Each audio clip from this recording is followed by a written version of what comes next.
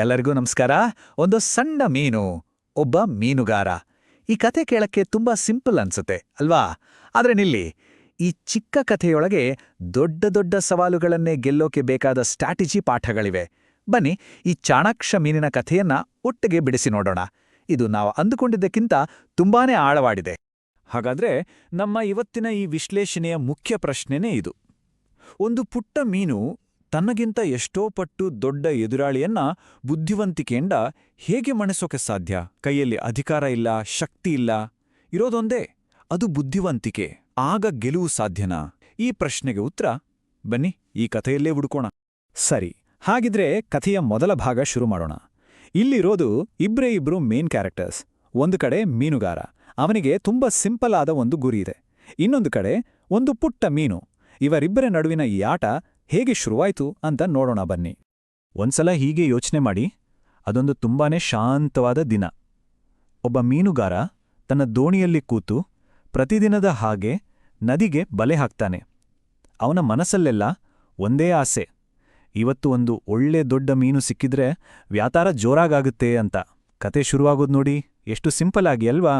ಇಲ್ನೋಡಿ, ಮೀನುಗಾರನ ಉದ್ದೇಶ ತುಂಬಾ ಕ್ಲಿಯರ್ ಆಗಿದೆ. ಅವನಿಗೆ ಬೇಕಾಗಿರೋದು ತಕ್ಷಣದ ಲಾಭ. ಇವತ್ತು ಮೀನು ಹಿಡಿಬೇಕು, ಮಾರುಕಟ್ಟೆಯಲ್ಲಿ ಮಾರಬೇಕು, ದುಡ್ಡು ಮಾಡಬೇಕು, ಅಷ್ಟೇ. ಅವನ ಗುರಿ ಬರೀ ಹಣ. ಈ ಪಾಯಿಂಟನ್ನ ಸ್ವಲ್ಪ ನೆನ್ಪಲ್ಲಿಟ್ಕೊಳ್ಳಿ, ಯಾಕಂದ್ರೆ ಕಥೆಯ ಮುಂದಿನ ಟ್ವಿಸ್ಟ್ಗೆ ಇದು ತುಂಬಾನೇ ಇಂಪಾರ್ಟೆಂಟ್. ಆದ್ರೆ ಇಲ್ಲೇ ನೋಡಿ, ಕಥೆಯಲ್ಲಿ ಒಂದು ಟ್ವಿಸ್ಟ್ ಶುರುವಾಗೋದು. ಗಂಟೆಗಟ್ಲೆ ಕಾದ ಆ ಮೀನುಗಾರ ಬಲೆನ ಮೇಲ್ಕೇಳಿದ್ರೆ ಅವನ ನಿರೀಕ್ಷೆಯೆಲ್ಲ ತಲೆಕೆಳಗಾಗುತ್ತೆ. ಯಾಕಂದ್ರೆ ಬಲೆಯಲ್ಲಿ ಸಿಕ್ಕಿದ್ದು ಕೇವಲ ಒಂದೇ ಒಂದು ಪುಟ್ಟ ಮೀನು. ಮೀನುಗಾರನಿಗೆ ಫುಲ್ ನಿರಾಸೆ, ಮೀನಿಗೆ ಜೀವ ಹೋಗೋ ಭಯ. ಒಂದು ರೀತಿ ಇಬ್ರಿಗೂ ಇದು ಸೋಲಿನ ಕ್ಷಣನೇ.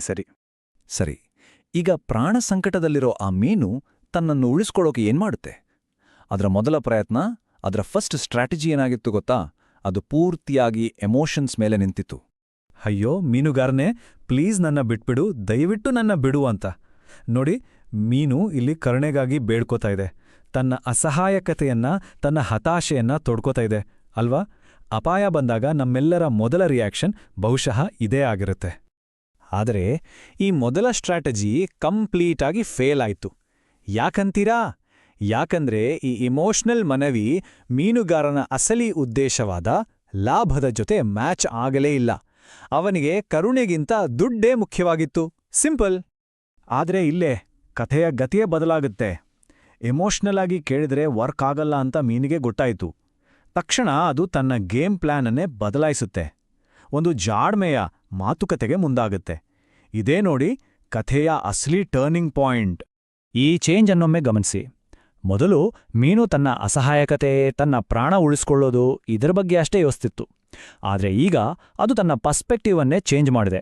ತನ್ನ ಬಗ್ಗೆ ಯೋಚಿಸೋದನ್ನ ಬಿಟ್ಟು ಮೀನುಗಾರನ ಆಸೆ ಏನೋ, ಅವನಿಗೆ ಲಾಭ ಹೇಗೆ ಸಿಗುತ್ತೆ ಅಂತ ಯೋಚಿಸೋಕೆ ಶುರು ಮಾಡಿದೆ. ಸೋಲಿನಿಂದ ಗೆಲುವಿನ ಕಡೆಗೆ ಜಿಗಿದಿದ್ದು ಅಂದ್ರೆ ಇದೇನು? ಹಾಗಾದ್ರೆ ಮೀನಿನ ಆ ಹೊಸ ಆಫರ್ ಏನಿತ್ತು ನೋಡಿ, ಅದರಲ್ಲಿ 3 ಸ್ಟೆಪ್ಸ್ ಇತ್ತು. ಸ್ಟೆಪ್ 1, ಒಂದು ಪ್ರಾಮಿಸ್. ನಾನು ನನ್ನೆಲ್ಲ ಫ್ರೆಂಡ್ಸ್ಗೂ ನಿನ್ನ ಬಗ್ಗೆ ಹೇಳ್ತೀನಿ. Step 2, action. ಅವರೆಲ್ಲ ನದಿ ದಡಕ್ಕೆ ಕರ್ಕೊಂಡು ಬರ್ತೀನಿ.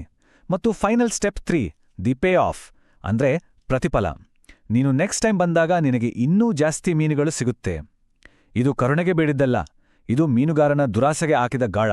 ಅಬ್ಬಾ ನೋಡಿ, ಈ ಸ್ಟ್ರಾಟಜಿ ತಕ್ಷಣಕ್ಕೆ ವರ್ಕಾಯ್ತು. ಮೀನುಗಾರನ ತಲೆಯನ ಲೆಕ್ಕಾಚಾರನೇ ಬದಲಾಗಿ ಹೋಯಿತು. ಅವನ ಕಣ್ಣಿಗೆ ಈಗ ಈ ಸಣ್ಣ ಮೀನು ಕಾಣ್ತಿಲ್ಲ, ಬದಲಾಗಿ ನಾಳೆ ಸಿಗ್ಬೋದಾದ 100 ಮೀನುಗಳ ರಾಶಿ ಕಾಣಿಸ್ತಿದೆ.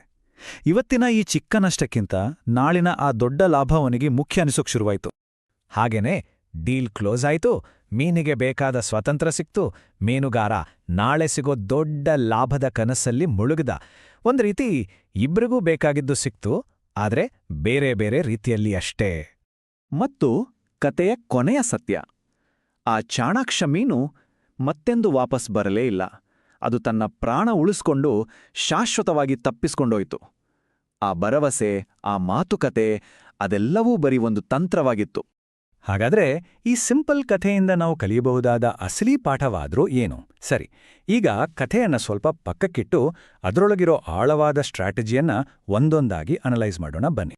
ಈ ಕಥೆಯಲ್ಲಿ ಚಾಣಾಕ್ಷತನ ಅಂದ್ರೆ ಸುಮ್ಮನೆ ಬುದ್ಧಿವಂತಿಕೆ ಅಲ್ಲ, ಅದೊಂದು ಸ್ಪೆಸಿಫಿಕ್ ಆದ ಸ್ಟ್ರಾಟಜಿ.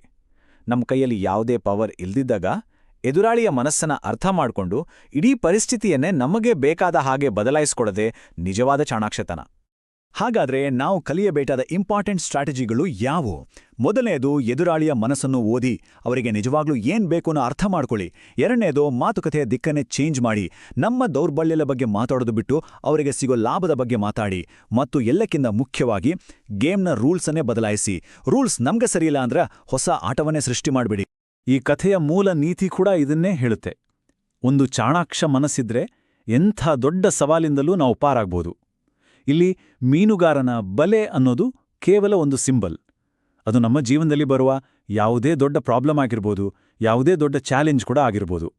ಸರಿ, ಈ ಇಡೀ ವಿಶ್ಲೇಷಣೆಯನ್ನ ಒಂದು ಯೋಚನೆ ಮಾಡಬೇಕಾದ ಪ್ರಶ್ನೆಯೊಂದಿಗೆ ಮುಗಿಸೋಣ.